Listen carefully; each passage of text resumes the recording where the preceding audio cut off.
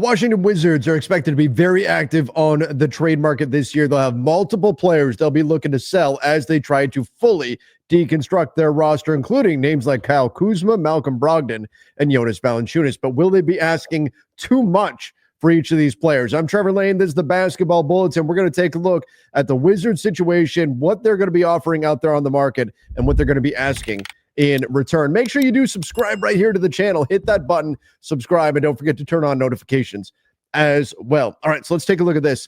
This is from Michael Scotto of Hoops Hype. Teams around the league believe the 29-year-old, talking about Kyle Kuzma, is worth monitoring as a trade candidate due to his skill set and declining salary over the next 2 years while in his prime years. Executives believe Kuzma doesn't fit the long-term timeline of Washington's young core.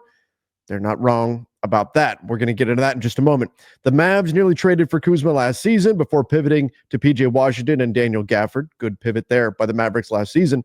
The Pacers were interested before acquiring Pascal Siakam. Good pivot there as well. The Sacramento Kings have also been linked to Kuzma for the past 2 seasons. And if you remember a few years back, they almost landed Kyle Kuzma. Were on the verge of landing him before the Lakers made their ill-fated trade for Russell Westbrook. It was going to be Kyle Kuzma to the Sacramento Kings in a deal that would have brought Buddy Hield back to the Lakers.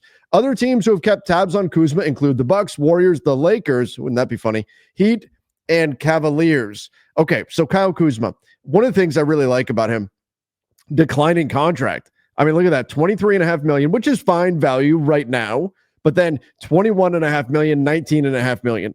So the contract actually goes down to the point where by the end of this deal, Kyle Kuzma is only making a little over 11% of the salary cap. That is fantastic value, and that'll be his, age 31 season? No big deal. He'll still be in his prime. So I like the contract. That's, I think, a great value of a deal. Now, maybe there's a little bit of concern that Kyle Kuzma is not playing quite as well this season as we've seen in the past, particularly when we talk about the efficiency. Right now this season, averaging just 16 points per game, and I'm rounding up to get there. Plus, the shooting percentages, ouch, 27.6% from three, 42% from the field. Simply not good enough efficiency-wise for Kyle Kuzma. 5.6 rebounds, so even that number is down a bit. Now, his minutes are also down considerably for the Washington Wizards, playing 27.5 minutes.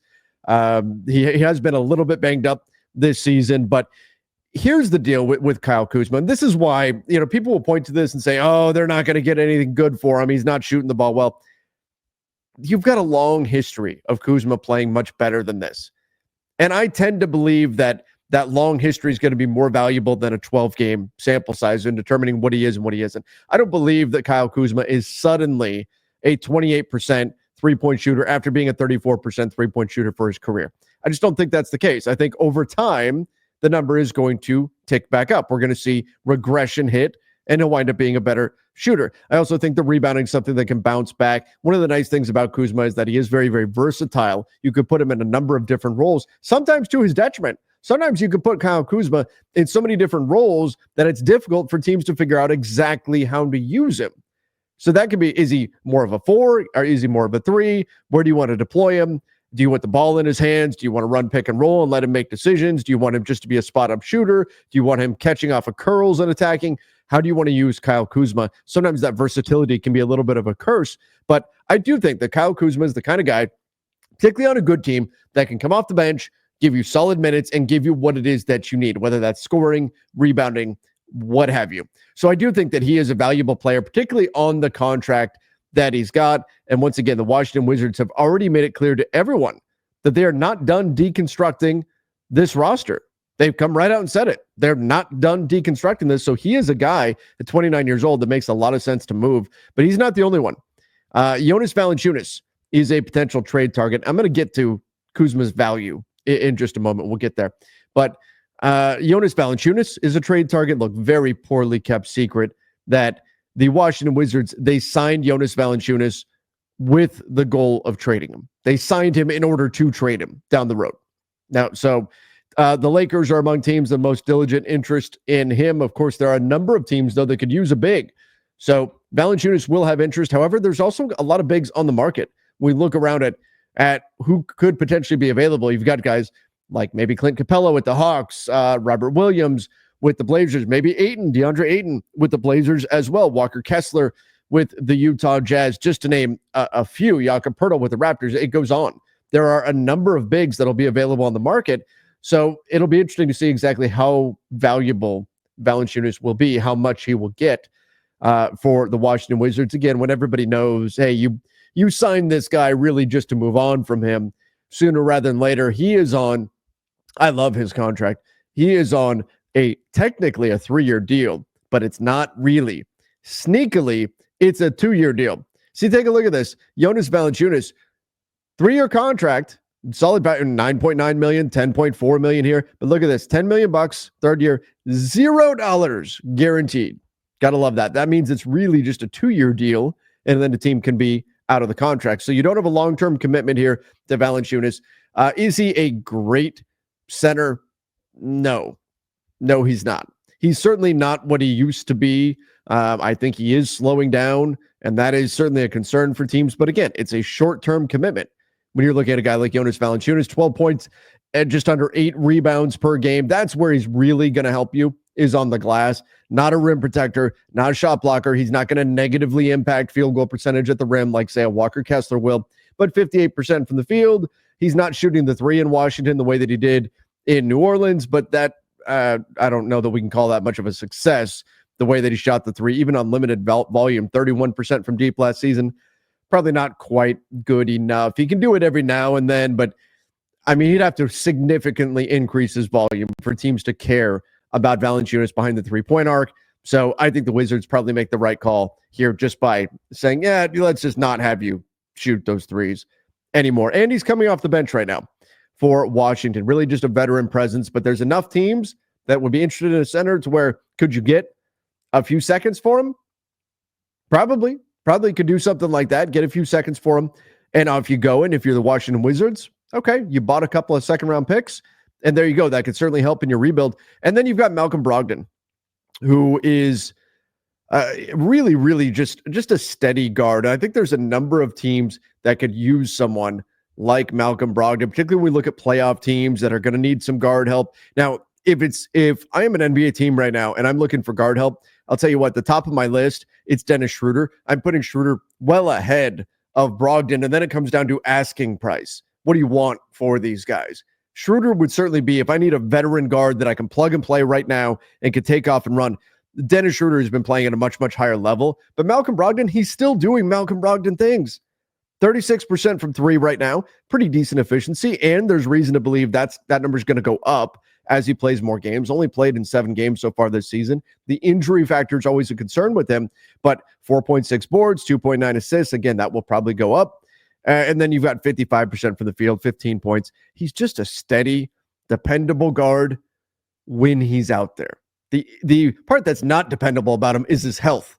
Other than that, when he is available and he's on the floor, you can count on him to give you solid production. And that's something I think a lot of veteran teams can use. But again, his market will very much be tied to Dennis Schroeder's market. So when we get to what are these guys all worth? What's Kyle Kuzma worth? What's Malcolm Brogdon worth? What about Jonas Valanciunas? Michael Scotto notes that last year, second-round picks and contracts were not enough to get Tyus Jones from the Washington Wizards. Now, I do think one of the things that we're seeing play out with the market already, there's more players available on the market than we've seen in years past. There's more sellers. We already talked about the Brooklyn Nets. You talk about the Chicago Bulls. You look at the Portland Trailblazers, the Washington Wizards. There's a number of teams that are going to be looking to sell players. And so that influx of players on the market, that should serve to lower prices overall. Now, I don't know if the multiple second-round picks is not enough line in the sand is going to hold firm for the Washington Wizards. Particularly, look, if it's Kyle Kuzma, I think it's a different story. If it's Kyle Kuzma, I think it's fully reasonable for the Wizards to expect first-round draft capital coming back. Now, maybe not multiple firsts, but remember, first can vary in value. 2 firsts are not equal in value because you can have a highly protected first, you can have a completely unprotected first from a bad team. Wide range of value within first-round picks. First-round picks aren't created equal. So that's important to note. But could you get a first and a contract for Kyle Kuzma? Could you get a first and maybe a low-level young player for Kyle Kuzma. Yeah, I think that's in the range of possibilities for a Kyle Kuzma trade. Maybe even a little bit more if you find a team that's really desperate for a wing. But you have to remember who you're competing with. Which teams might say, you know what? Hey, the Brooklyn Nets just told us they would take 3 or 4 seconds or a heavily protected first for Dorian Finney-Smith. There's alternative options. What's the price on Cam Johnson? What's the price on Jeremy Grant? What's the price on all these other guys? So if the Wizards are trying to drive a hard bargain, the problem for them is that there's some other options out there on the market that a team, if they say, oh, no, the Wizards are being crazy with their Kyle Kuzma price, cool. Let's go talk about Dorian Finney-Smith. Okay, let's go talk about Jeremy Grant. Let's go talk about whoever. And as we get closer to the trade deadline, those prices are going to continue to come down, especially when you have the competitive nature of that many different guys playing the same position that will be available on the market. So I don't know if the Wizards will get top dollar for Kyle Kuzma, but first round draft capital, I think is perfectly reasonable. The other guys, though, if they say, hey, we wouldn't give up Tyus Jones for seconds, I have a hard time seeing Malcolm Brogdon or Jonas Valanciunas moving. I just don't see a team giving up first for them. It doesn't make sense to me to pay that kind of draft capital for Brogdon or for Valanciunas, two guys who are older. They're certainly have both had some. Malcolm Brogdon particularly have had injury issues. They're good players, but let's face it, even on a contending team, jumping in, these guys are going to be depth players. So if the Wizards are determined, hey, we're not going to give up players for second round picks, then maybe Kuzma moves and the other two guys don't. I think it really could be that simple. I just don't see any way that a team can talk themselves into, unless maybe it's a combined trade where you're getting Valanciunas and something else. I just don't see a way a team could talk themselves into Jonas Valanciunas being worth a first round pick or Malcolm Brogdon being worth a first round pick. So Scotto noting that Washington already has second round picks. I mean, maybe you find a 3-team trade so Washington gets something that they actually want, maybe a young player that they're interested in or something like that. But look, more power to them if they can get it. But I think if the Wizards decide we are going to hold firm, we don't want seconds for Valanciunas, we don't want seconds for Brogdon, I don't see them getting that. I don't think a team's going to budge there. Kyle Kuzma, I think they can. If that's their goal, I think they can get first for Kyle Kuzma. The contract, the player, I know he's not played well, but the history tells me they can probably get that kind of value for Kuzma. But everybody, let me know your thoughts.